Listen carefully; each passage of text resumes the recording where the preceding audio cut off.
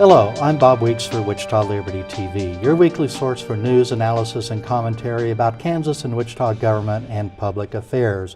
We're broadcast on Great Plains Television, that's channel 26.1, Sunday morning at 8:30, repeated again at 4:30, but now we've got some new times that I can't remember, so I'll send you to my website, wichitaliberty.org, to see those.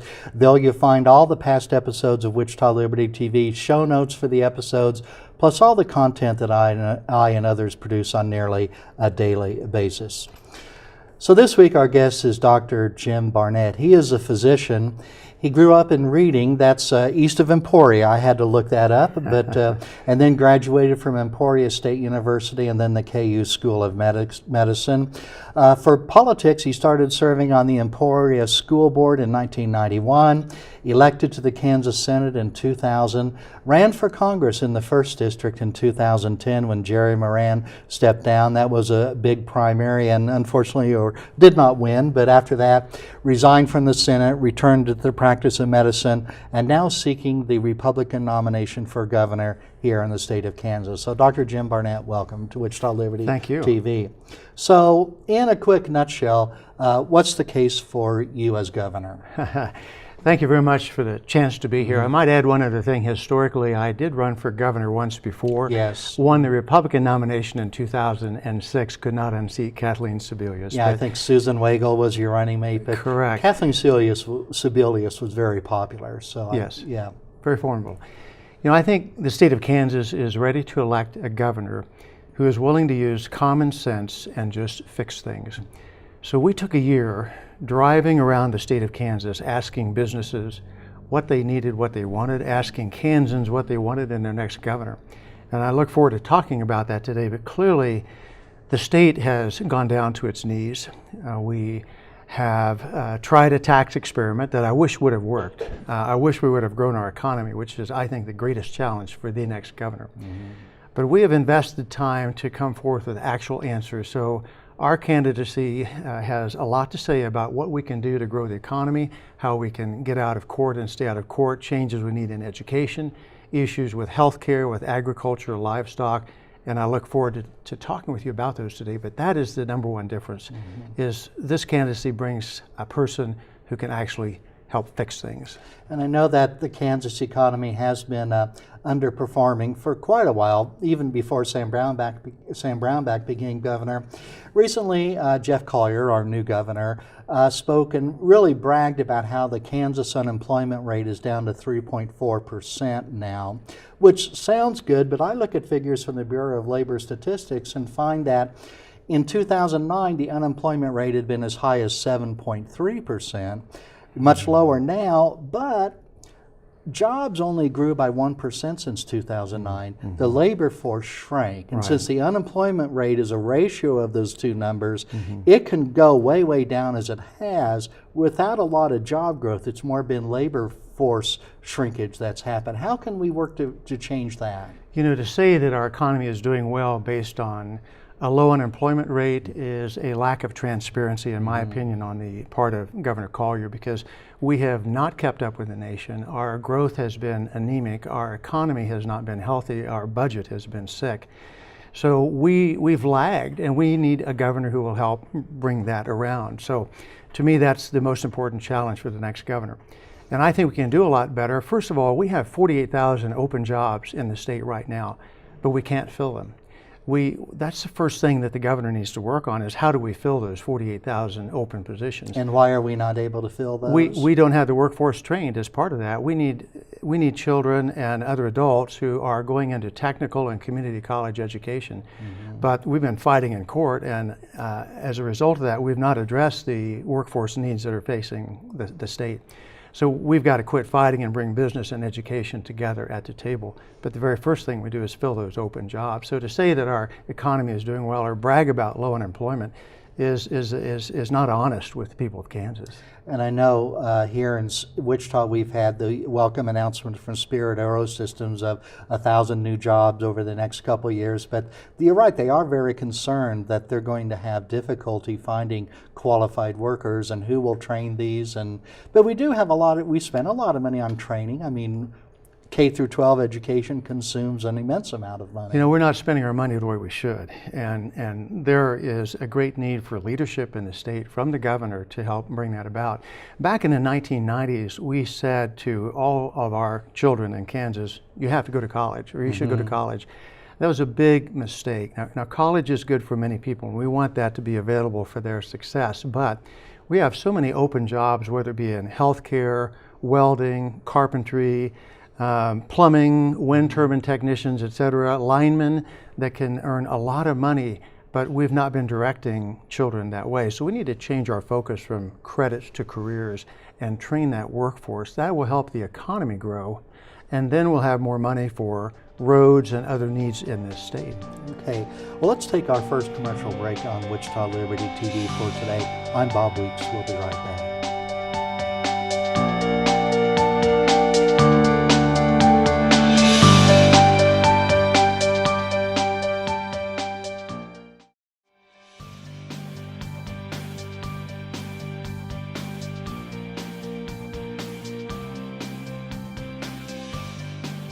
Welcome back to Wichita Liberty TV. I'm Bob Weeks, and our guest this week is Dr. Jim Barnett, who's running for the governor of Kansas, seeking the nomination of the Republican Party.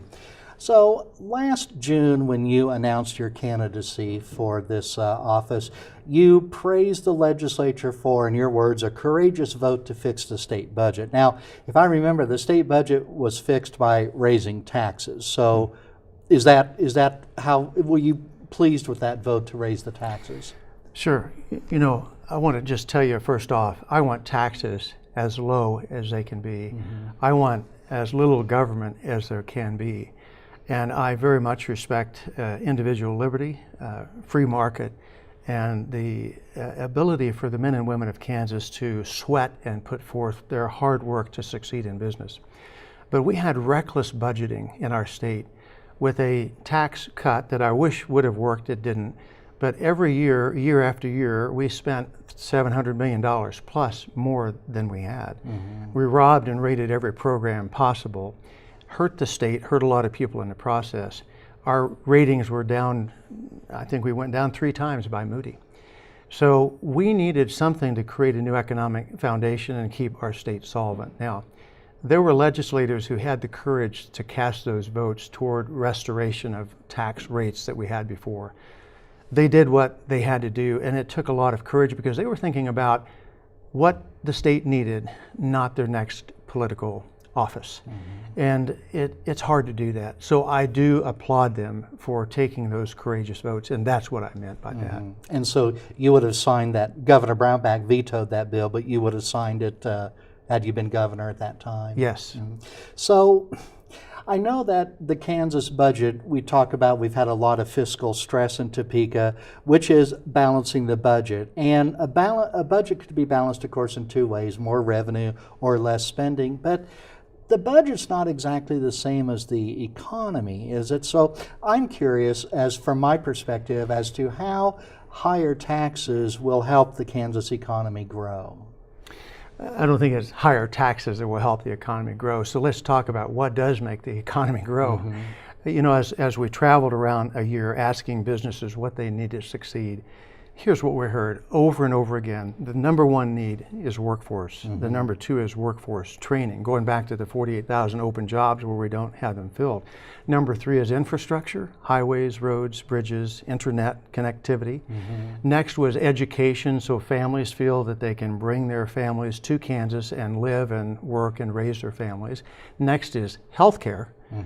Next is quality of life issues, so we get rid of the black eyes we have nationally now, and people want to come back to Kansas or stay here. Those are the top 6 things we heard: workforce training, infrastructure, healthcare, education, quality of life. Then came taxes. Taxes were 7th or 8th on the list consistently. What happened during the Brownback Collier years? We put all our eggs in that one basket, we let everything else go to the wayside. So the next governor, when I'm governor, I've got to restore that workforce and workforce training, restore funding for KDOT so we can build our roads. We've got to restore our educational system so it's now helping kids succeed in careers, and we've got to keep healthcare accessible across the state. We supported our healthcare access tour in Independence, started at Independence, Kansas, where a community of over 9,000 people lost their hospital. So losing your hospital is like losing your school. Can you imagine trying to grow your economy if you don't have healthcare accessible or a school available either? So speaking of quality of life, the Kansas Republican Party just last weekend approved, and I haven't really read it all, but approved something that is opposed to the reality of people being transgendered or something like that. In the past, Kansas Republicans, forced through a constitutional amendment that prohibited gays from marrying. Of course, that's been overruled by the United States Supreme Court. But is it wise for Republicans to shrink the tent on issues like that instead of growing it, do you think? No, it's not. And as we travel the state, we realize that we have trouble recruiting young people to Kansas. We're in the top 5 of states where people leave the state. We have all these great young people, great children. We educate them, and then they leave. So we're part of our campaign is focused on how do we attract and retain young people. So back to your original question, that's up to the individual and their healthcare provider, what you're talking about there. In this state, when I'm governor, we will not discriminate against people. But we have to change our image. So it takes a marketing campaign for us. We've got to get our budget balanced. Kansas used to be known as a state that wanted to educate our children, build our roads, and take care of our senior citizens, our older population. And now we look like we're not able to do any of that, Bob. So on education spending, though, when I look at state spending per pupil adjusted for inflation, it's really been pretty level since the last recession when Governor Parkinson was governor and then Sam Brownback came. So we've really not cut spending for education, have we? We may not be spending as much as the Supreme Court thinks we need to, but have there really been cuts? No, I'm going to give you some exceptions to that, but if you look at the numbers, and I've looked at those a lot, just like you have too, and I'm glad we're both doing that. And you're right, with hundreds of school districts, there's going to be a variety of stories. Correct. But essentially they're flat. Now, if you received a block grant and you were in a district with growing enrollment, you were hurt because you had more and more students coming in without any resources to pay them. If you were in a district where you had declining enrollment, you still got the same money. So those are the types of exceptions. We've put a lot of miles on the truck parked outside. If you go to Tribune, Kansas, out by Colorado border, they have one school in the whole district, in the whole county. They hold school only 4 days a week. They can't afford to stay open 5 days a week, and they can't consolidate anymore. If you go to Waukene, Kansas, they have no band. The only foreign language is on the internet. And yet you go to Blue Valley in Johnson County and they teach immersion Chinese in second grade. So clearly school funding is inadequate, and by definition in many cases it's inequitable, and by definition in many cases inadequate. So what do we do about school funding? I don't know if you want to talk about that now. I do. I want to take a commercial break, but we will talk about school funding in just a minute. So we'll be right back again with more Wichita Liberty TV.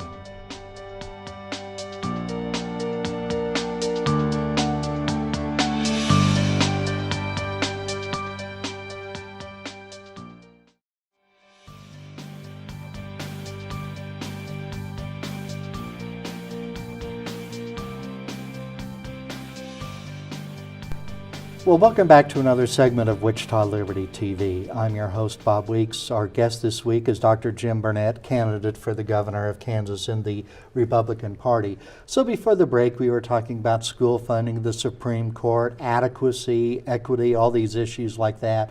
And I guess the main one point you made was that Kansas is a tremendously diverse state.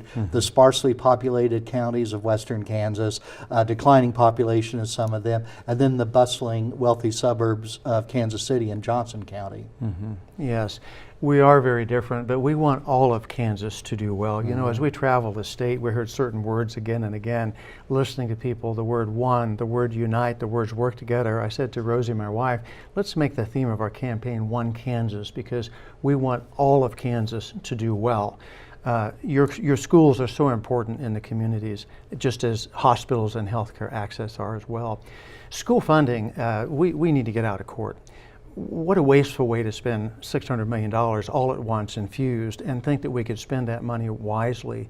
But yet we've spent 10 to 12 to 15 years in court fighting with A lot teachers. of the kids have graduated, gone through K through 12 in the time that there's been a lawsuit. That's right. And here's one of the greatest dangers of all this time in court. We're sending a message to young people across Kansas that we don't value teachers and we don't value education. So I have spoken to superintendent after principal after teacher who tell me that they tell their children, do not go into teaching, do not go into education. The economics don't make sense, and we've lost respect for education in Kansas. So when I'm governor, the narrative has to change that we value teachers and we value education.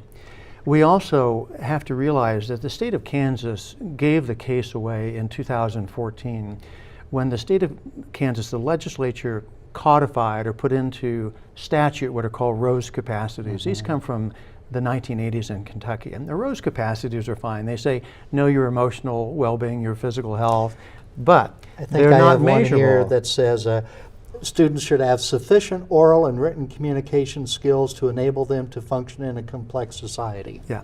How What do you does that measure it? mean? You can't Yeah. measure it. So, but the state legislature, and Governor Brownback signed that law and said to the State Board of Ed, give us a price tag. They did. It said $893 million. So if you read the 88 pages of Gannon, it's full of references to the Rose standards.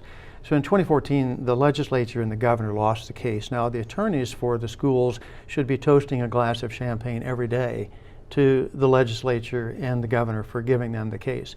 When I'm governor, we need to create standards that are pertinent to this century, not last, and that are measurable. On the front end of that, I believe it's something like, are children ready for kindergarten? On the back end of that is, can they get a job? Can they succeed in life and have a successful career? That's what we need as governor. Are they, if they want to go to college, are they prepared for college work at KU or K-State or Emporia State, whatever, without having to take remedial math and things like that, which are expensive? Oh, that's one of the greatest costs, if not the greatest cost in higher ed now, is remediation. And just so we're clear on this, I've met with Dennis Mullins, the chair of the Board of Regents, and I was asked by Dennis, how long do you think it takes to get a four-year degree on average in Kansas? I guess maybe 4.8 years. It's It like is 6.2 years. Think of the wasted money of the students who have debt when they get out of school after 6.2 years and can't get a job.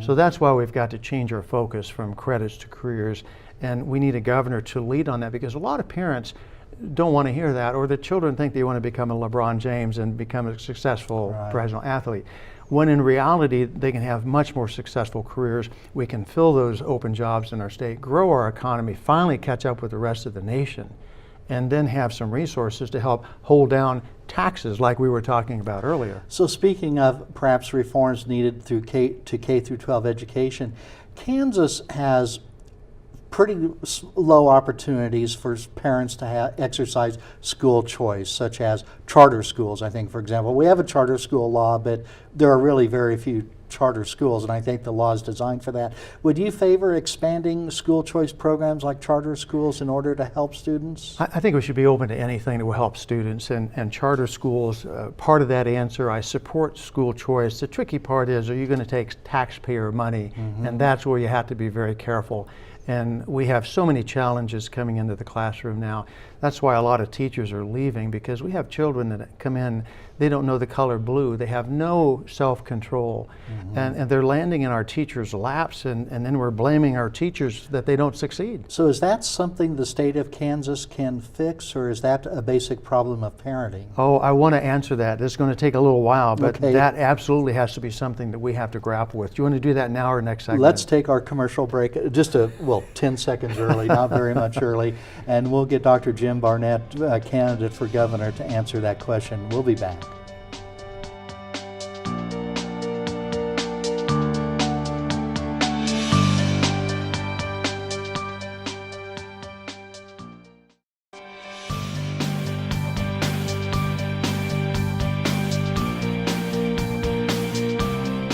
Welcome back to Wichita Liberty TV, our last segment for today. I'm Bob Weeks. Our guest is Dr. Jim Barnett, seeking the nomination for Kansas governor in the Republican Party. So, preparing kids to enter kindergarten, what about that? You know, I was first asked this vexing question in Concordia, Kansas, when I was working on economic development plans.